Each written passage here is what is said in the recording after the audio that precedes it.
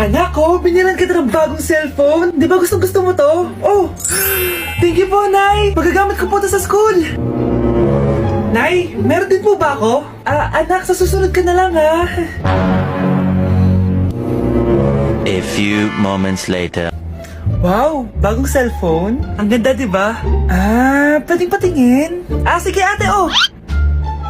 Paborito ka talaga ni nanay, no? Deserve mo naman. Salamat, ate!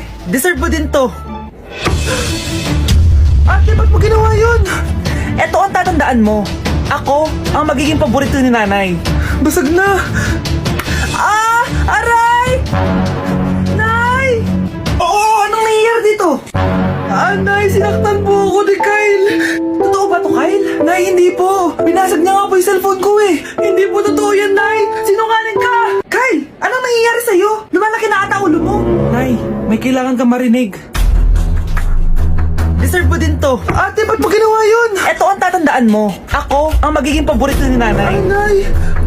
Lalo mo lang ako binigyan ng dahilan kung bakit hindi ikaw ang paborito kong anak.